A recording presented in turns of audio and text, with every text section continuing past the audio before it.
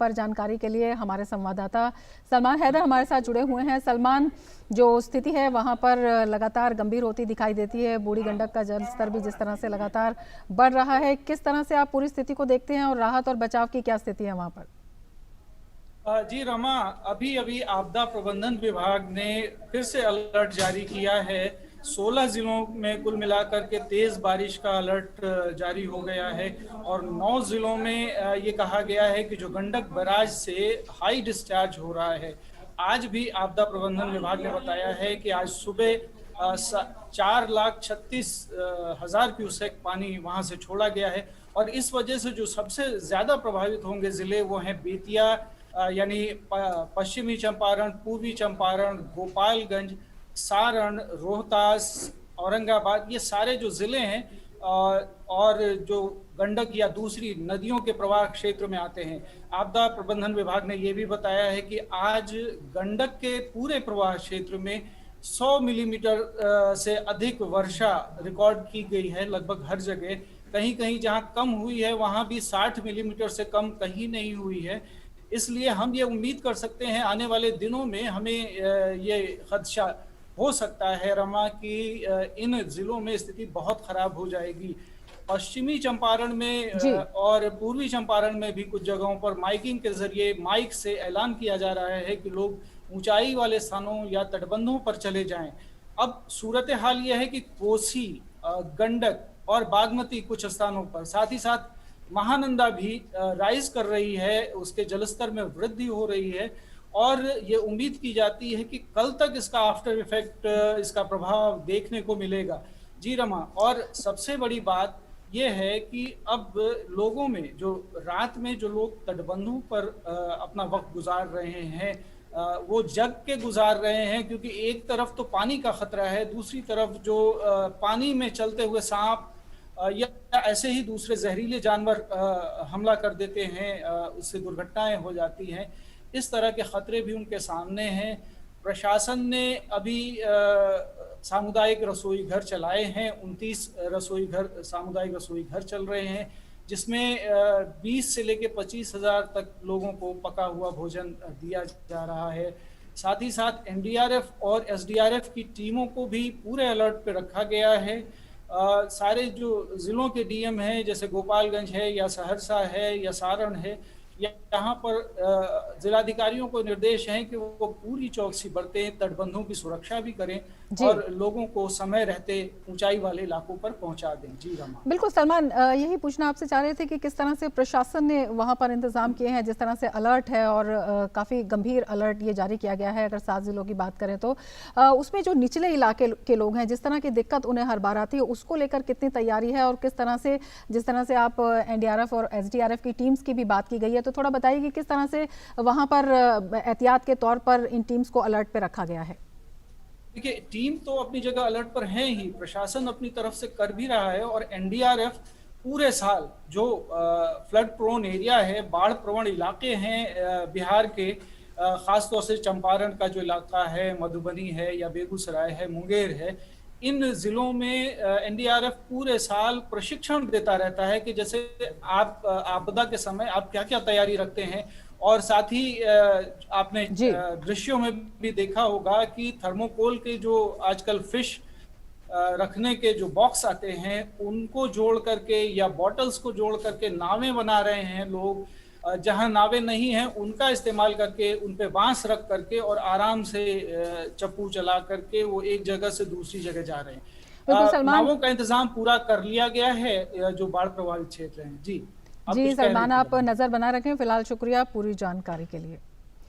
और प्रधानमंत्री नरेंद्र मोदी कल इंडिया आइडियाज समिट में मुख्य भाषण देंगे। ये शिखर सम्मेलन अमेरिका भारत व्यापार परिषद द्वारा आयोजित किया जा रहा है। इस साल परिषद के गठन की 45वीं वर्षगांठ मनाई जा रही है। इस साल इस सम्मेलन की थीम है एक बेहतर भविष्य का निर्माण। इस बैठक में भारत और अमेरिकी सरकार के नीति निर्माता, शीर्ष अधिकारी, व्यापार और समाज के कई विचारक भी शामिल होंगे। सम्मेलन को विदेश मंत्री एस जयशंकर, अमेरिकी विदेश मंत्री माइक पॉम्पियो, संयुक्त राष्ट्र में अमेरिका की पूर्व राजदूत निकी हेली भी संबोधित करेंगे। इस शिखर सम्मेलन में भारत अमेरिका सहयोग और कोरोना महामारी के बाद की दुनिया में दोनों देशों के संबंधों पर चर्चा होगी।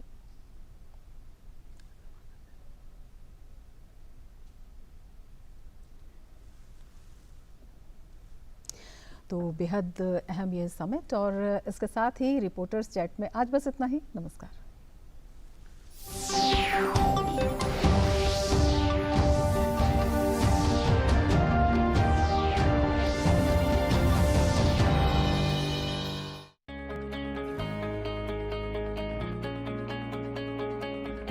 राशन कार्ड के डिजिटाइजेशन, राशन के वितरण के ऑनलाइन हो जाने और राशन की दुकान पर आधार ऑथेंटिकेशन के जरिए से संभव हो पाई पोर्टेबिलिटी। कुछ राज्यों ने राशन कार्ड की राज्य स्तरीय पोर्टेबिलिटी लागू की है। अब इन राज्यों के लाभार्थी राज्य के किसी भी राशन की दुकान से राशन ले सकते हैं। पहले अपनी दुकान पर से राशन लेते थे, काफ़ी भीड़ का सामना करना पड़ता था। अब नगर में अच्छी सुविधा हो गई है, जो हम दुकान हमारा बंद भी रहता है तो हम कहीं भी किसी भी दुकान से राशन ले सकते हैं। यानी अगर लाभार्थी चाहे तो अपने राशन की दुकान बदल सकता है। इसका सबसे बड़ा फायदा हुआ उन लाभार्थियों को जिन्हें काम ढूंढने के लिए एक जगह से दूसरी जगह जाना पड़ता था। यानी अगर लाभार्थी चाहे तो अपने हिस्से का कुछ राशन अपने काम की जगह ले सकता है, जबकि उसका परिवार बाकी राशन अपने गांव में ले सकता है। पोर्टेबिलिटी के बाद अब दुकानदारों की मनमानी खत्म हो गई है। जहां से हम पहले राशन लेते थे उनका व्यवहार बिल्कुल भी सही नहीं था। नई सुविधा चलने के बाद अब हम यहां से राशन लेते हैं और हमें सही समय पर राशन मिल जाता है। अब हमें कोई भी परेशानी नहीं है। जब से पोर्टेबिलिटी की सुविधा उपलब्ध हुई है, हमारे सारे राशन डीलरों में वितरण के लिए कंपटीशन बढ़ गया है। हर डीलर अधिक से अधिक वितरण करना चाहता है और कार्डधारी को भी कोई समस्या नहीं हो रही है। हालांकि ये सुविधा अभी कुछ राज्यों में ही ली जा सकती है, लेकिन इसे पूरे देश में लागू करने की कोशिश की जा रही है, ताकि देश के हर नागरिक को ये सुविधा मिले कि वो अपने राशन कार्ड की सुविधा देश के किसी भी राज्य में ले सके।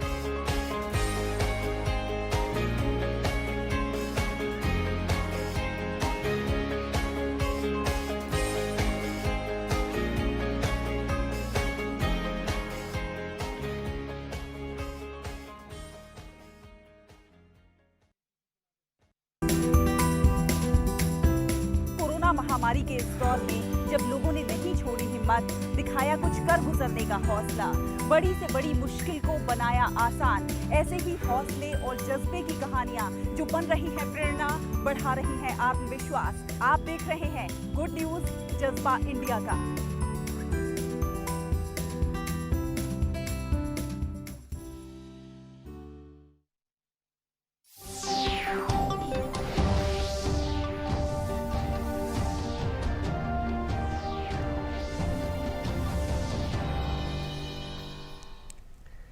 Hello and welcome to this edition of Reporters Chat, where we learn of the latest ground realities. Today's focus, the flood situation in Assam and Bihar in particular, the latest updates on the COVID-19 situation. The Health Ministry also did a press conference today, and also the political crisis in Rajasthan. Let's start with our top story.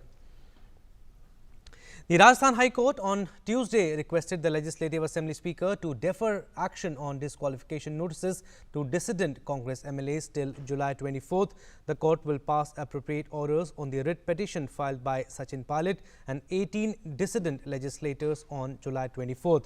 The High Court had on Friday given a 4-day reprieve to Sachin Pilot and other Congress dissidents from any action by Rajasthan Speaker on the disqualification notices served on them by extending the hearing into their petition. Pilot was sacked as Deputy Chief Minister and the President of the state unit of the party after he rebelled against Chief Minister Ashok Gehlot.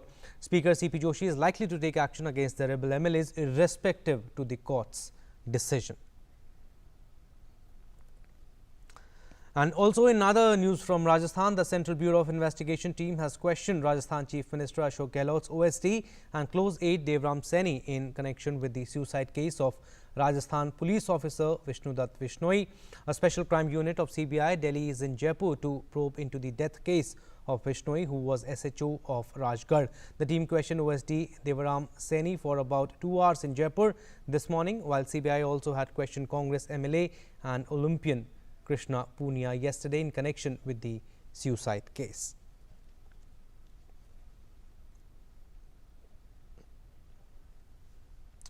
Well, to give us more information on this, our correspondent Vishal Baristo is joining us live from Jaipur. Vishal, temporary relief for Sachin Pilot and camp. The court will pass appropriate orders on the writ petition filed by Sachin Pilot and 18 dissident legislators on July 24th. Well, absolutely a temporary relief. I would not say for the Sachin Pilot camp, but also for both the warring parties, because remember, it's a very tight situation for Sachin Pilot and also for Chief Minister Ashok Gehlot. Meanwhile, let me also inform you that a cabinet meeting that was called at the Chief Minister's residence in Jaipur by Ashok Gehlot has just ended. It was a more than 3 hours meeting, and shortly we are expecting Ashok Gehlot to address the media, and we would get to know as to what all happened, what all was discussed in the meeting. Let me also tell you, Abhishek, that before going for the cabinet meeting, Ashok Gehlot had spoken to the legislators at Fairmont Hotel, and he had asked them as to are they prepared to stay for some more time in the hotel, what is their view. And they all said that we are all ready to fight as long as the government stays on, because neither the Congress nor the BJP is ready for a midterm election. So both the warring parties have been given some time, and it would be on the 24th of this month that the court would pronounce the judgment that it has reserved, and also the speaker can thereafter take action. But constitutional experts of the constitution tell us that under the 10th schedule, speaker does have power to take action. But there were some interesting dialogues between the two parties. The Sachin camp's lawyers said, Mukul Rohatgi especially, that a week-long time should be given by the speaker. Instead, the speaker had given only 3 days time, and it was not appropriate for the speaker to have given such a short notice. And at the same time, the court was also reminded of the 6 BSP MLAs who are now part of the Ashok Gehlot government. So action was not taken, no legal action was taken then. So why now? So these were the arguments by the Sachin camp's advocates. Representing them were Mukul Rohatgi and Mr. Salve, very senior lawyers of the country. So it's an interesting battle, and we would get to know on the 24th of this month. But meanwhile, the state continues to suffer under COVID-19, and BJP attacks again, asking the government as to where are the ministers, where is the administration. The state continues to reel under the pressure of COVID-19.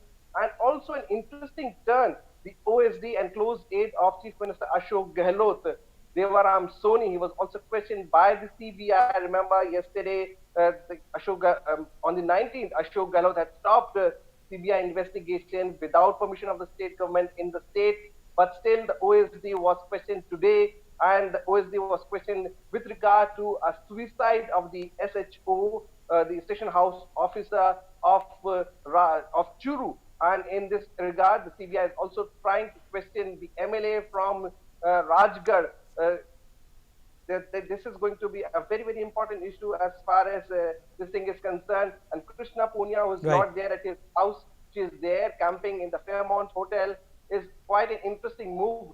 So all kinds of legal tactics adopted by both the camps, and it would be an interesting story as far as what comes out on the 24th of this month. Absolutely right, Vishal. Court order likely to be on July 24th. Thank you, Vishal. Thanks for your time.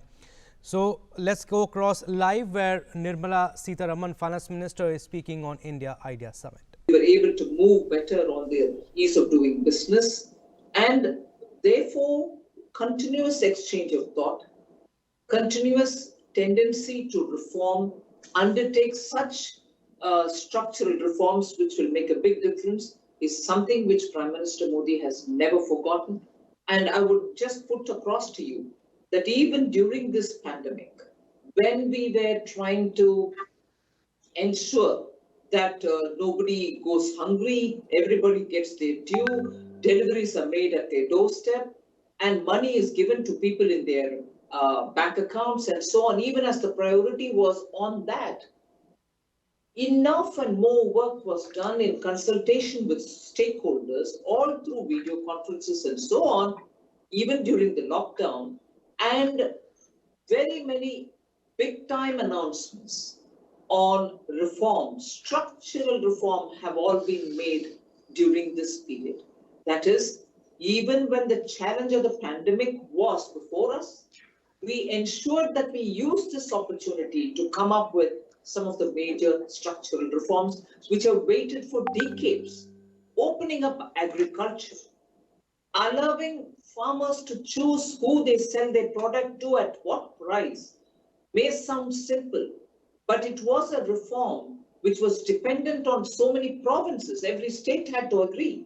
But the central government saw that it was possible to bring that change because we clearly understood interstate activities were with the union government's powers, and in the list of responsibilities between union and the states, because it was entirely with the central government, we were able to open up agriculture.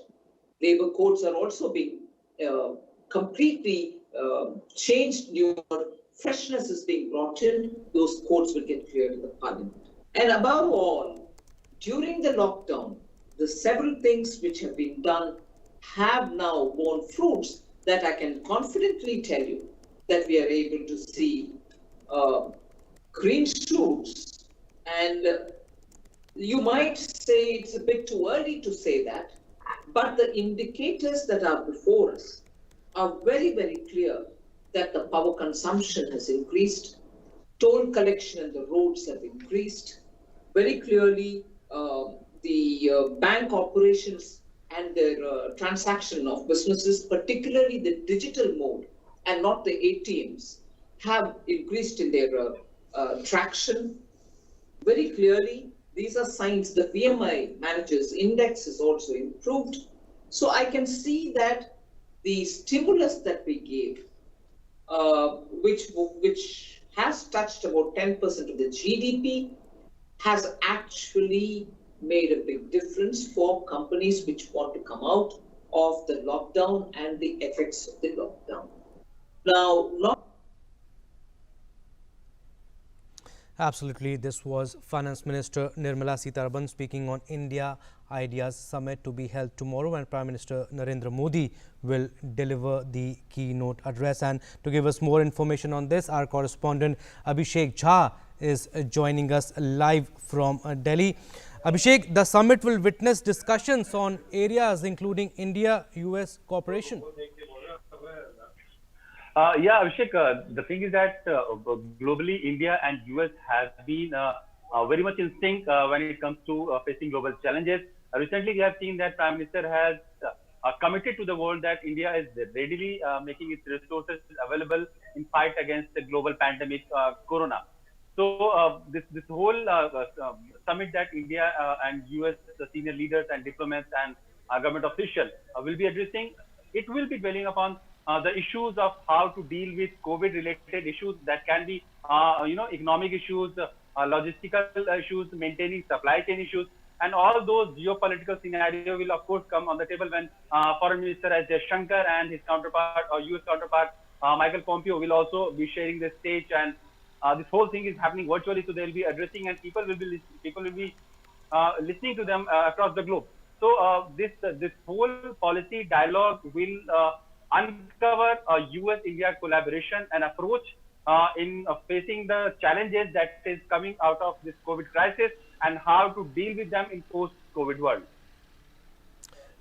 Absolutely. And Abhishek, also building a better future is the theme, and the summit to feature high-level presence from India and the US government, and also the future of the relation between the two countries in post-pandemic world. Of course, we have seen that in India and US, they are not only sharing this scientific approach in developing the COVID vaccine and all those pharmaceutical advancement and expertise with each other. They are also strategic partners when it comes to South China Sea, when it comes to Indo-Pacific. And we know that India and US have been working very closely in strategic partnership over the years. The concept of Quad that US, India, Japan and Australia have been sharing with each other, these will also come during those discussion and addresses by senior officials. At the same time, how can Indian industrialists and US industrialists can collaborate to further their engagement and ensure that a post-COVID world do have a strong business sentiment between US and India. That will also come on stage, because we know that Tata Sons CEO and CEO is also addressing this issue So there is, of course, going to so many of views presented from the different section of society, be it industrialists, policymakers, senior government officials, and it will open up a platform where the views of India's Prime Minister will also be heard by the global leaders around the globe, including senior US dignitaries. So this will, of course, have a view that how India is going to commit its own resources, how India is going to handle this corona pandemic, not only in India, but also around the globe. We have seen that in recent times, India has been helping and aiding countries around the globe in dealing with this COVID pandemic, because where India has sent over 100 countries the aid and pharmaceuticals and drugs and all those necessary equipments and kits related to dealing with corona and COVID cases. So we know that India has been opening up. India has been successfully taking its outreach mission across the globe in helping fight countries with COVID. But how can it further its engagement? How can India and US collaborate on that? That will also be an issue while Prime Minister will be addressing this summit. Absolutely, Abhishek. The virtual summit will feature high-level presence from Indian and the US government policymakers. Thank you, Abhishek. Thanks for your time. Moving on to our next story, the case fatality rate in the country continues to register a steady downfall. It has dropped to 2.43% as of now. India has one of the lowest case fatality rates in the world. More than 7 lakh persons have been cured of COVID-19 and discharged till now. This has further expanded the difference between those who are active COVID patients and the recovered persons by 3,22,048. 7,24,577 COVID patients are recovered from COVID-19 so far. The recovery rate as of now is at 62.72%. Medical attention is being provided to all the active cases in hospitals and home isolation. 28,084 patients have died so far. And the latest testing strategy of ICMR allows all registered medical practitioners to recommend testing. According to the Indian Council of Medical Research, 1,43,81,303 samples tested for COVID-19 so far. Of these, 3,33,395 were tested yesterday. Union Health Secretary Preeti Sudan and ICMR DG Dr. Balram Bhargav have written to all states to ramp up testing capacity. And also, the results of the sero prevalence study in Delhi shows that on an average across the national capital, the prevalence of IgG antibodies is quite low. The Ministry of Health and Family Welfare commissioned the sero surveillance study in Delhi. According to the survey, a large number of infected persons remain asymptomatic in Delhi. Results of sero prevalence study shows that nearly 6 months into the epidemic, a less percentage of people are affected in Delhi, which has several pockets of dense population. This can be attributed to efforts taken by the government as well as citizen compliance to COVID appropriate behaviors. This study has been done by the National Center for Disease Control in collaboration with Delhi government following a rigorous multi-stage sampling study design. Study was conducted from 27th of June to 10th July 2020. And also, officials of the Ministry of Health, NDMC and Niti Aayog addressed a joint media briefing in New Delhi. They briefed on the sero survey and mentioned that the antibodies have been developed in 22.86% in Delhi and gave updates on the vaccine too, and urged everyone to follow the guidelines of the government to prevent the further spread of COVID-19. And during the briefing, the OSD of the Ministry of Health, Rajesh Bhushan, assured that India is doing well in the fight against COVID-19. The mortality rate in the country is at 2.43% and many states have a lower positivity rate than the national average. He said India is conducting more tests than the suggested by the World Health Organization.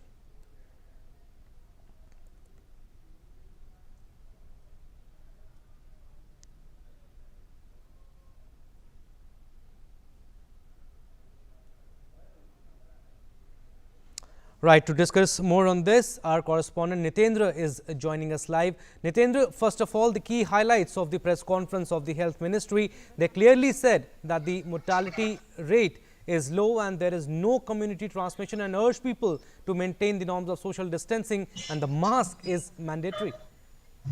निश्चित तौर पे ये इस बात को दर्शाता है आज के प्रेस कॉन्फ्रेंस कि भारत में जो मॉर्टिलिटी रेट है वो बहुत कम है दुनिया के मुकाबले। अगर जनसंख्या के लिहाज से देखा जाए तो वो माना जाएगा। और दूसरा जो 30 ऐसे हमारे स्टेट है जो नेशनल एवरेज है उससे भी कम है, 30 ऐसे स्टेट हमारे हैं। तो निश्चित तौर पे जो सरकार ने कदम उठाए थे लॉकडाउन के, उसके अलावा जितने भी तमाम जो कदम उठाए गए थे सरकार की तरफ से, और लोगों ने भी जो सरकार की तरफ से दिशा निर्देश गाइडलाइन दी गई थी उसका पालन किया, जिसका ये नतीजा है। दूसरा जो सबसे इम्पोर्टेंट बात ये था कि सरकार ने क्लिनिकल मैनेजमेंट पे फोकस किया है ताकि अस्पतालों में लोगों को बेहतर इलाज मिले, आईसीयू सुविधा मिले, और जो सीरियस पेशेंट है चाहे वेंटिलेटर पे हो या आईसीयू या जिनको ऑक्सीजन सपोर्ट की जरूरत हो उनका बेहतरीन ट्रीटमेंट हो, और जितने भी ड्रग्स हैं वो उनको अवेलेबल हो। उसका नतीजा ये रहा कि मॉर्टिलिटी रेट बहुत कम है, और सरकार का टारगेट ये है कि 1% से भी कम मॉर्टिलिटी रेट लाया जाए। निश्चित तौर पर रिकवरी रेट में काफी बढ़ोतरी हुई है, देखा जाए तो 63% से ज्यादा रिकवरी रेट है आज के डेट में, और वो दिनों दिन बढ़ भी रहा है।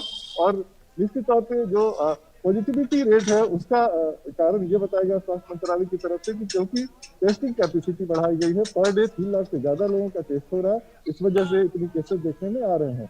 लेकिन उसके हिसाब से 20,000 से करीब 18 से 20,000 प्रतिदिन लोग इलाज के बाद ठीक होकर के घर भी जा रहे हैं, तो ये भी देखने वाली बात है।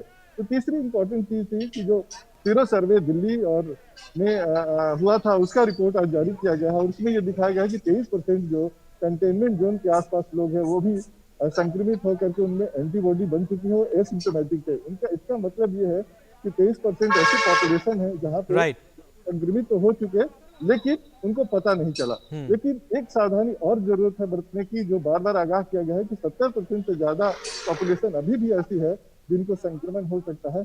इसीलिए हम लोगों को अभी भी ख्याल ये रखना है कि मास्क पहनना है, सोशल दूरी बना के रखना है, फिजिकल डिस्टेंस बना के रखना है, और हैंड हाइजीन का ख्याल रखना है। Absolutely, Nitendra, we need to follow the guidelines of the government. Thank you, Nitendra. Thanks for your time.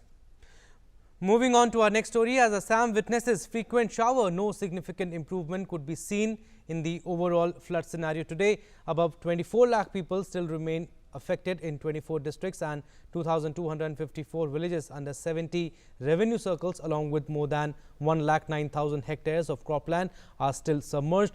However, one more person has lost his life yesterday. That has led the flood-induced fatality to reach 85. Adding this to the number of deaths due to landslides, total become 111 this season.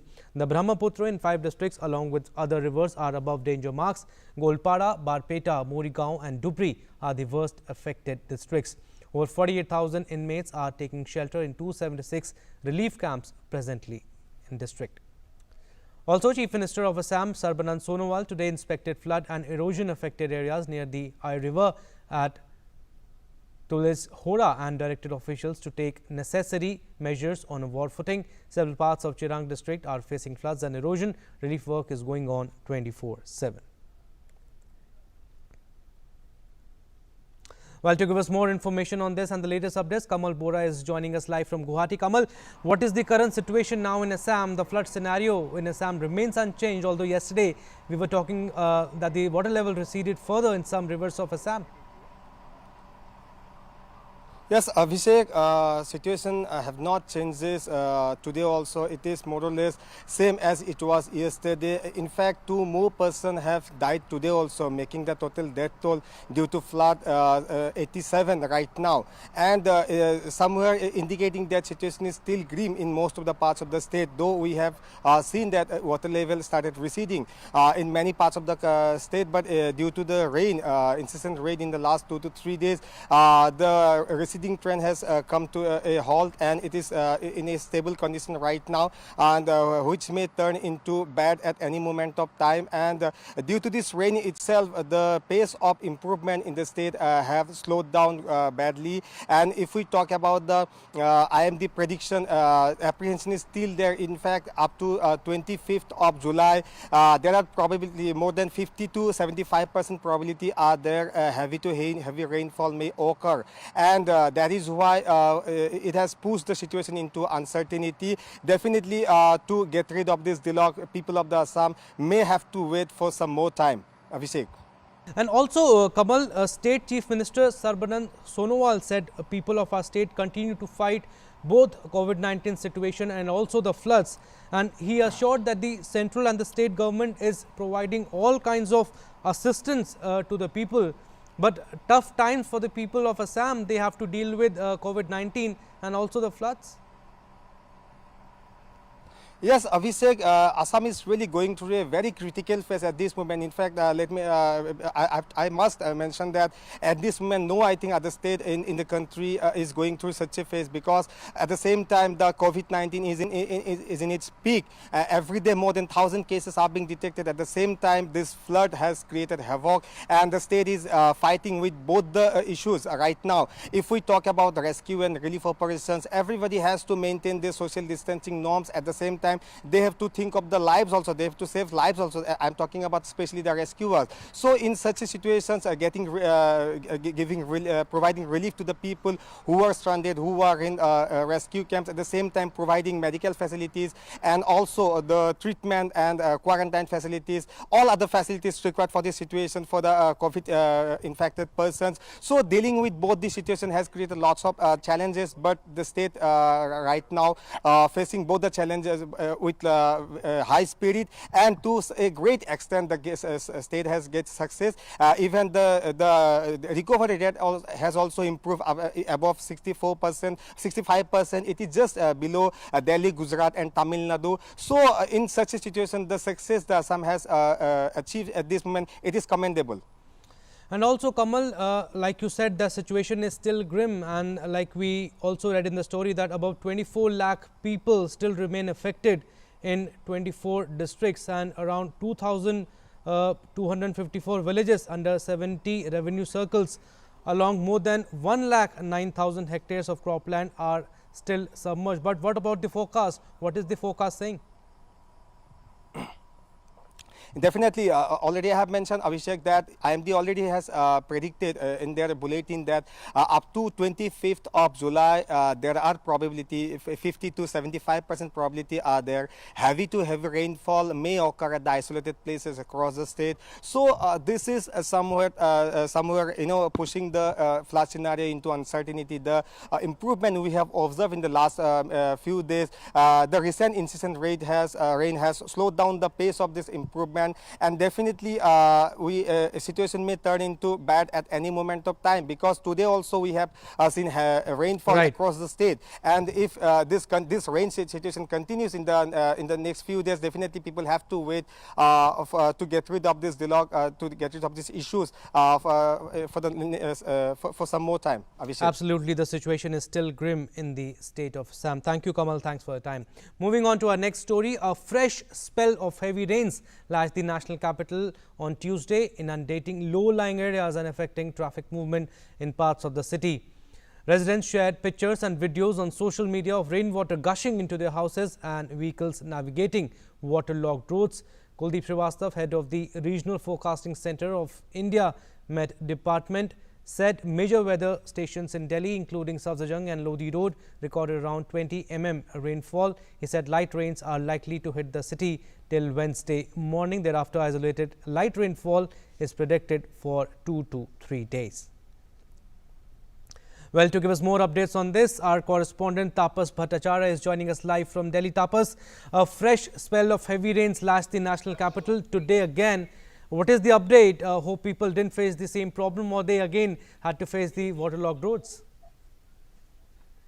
Well, it was better than the last couple of days. The authorities actually came together to sort the mess that took place a couple of days back. But having said that, this was expected. The IMD a week back, in fact, has said that from 19th to 22nd, there will be showers. Thunderstorm will accompany along with that. And so IMD has actually said that on 20th and 21st, there will be moderate to heavy rainfall in many parts of the capital along with NCR region. So in that sense, IMD has given enough warning. In fact, they have also said that by the end of the month, in fact, 27th to 31st, light to moderate rainfall can also be expected.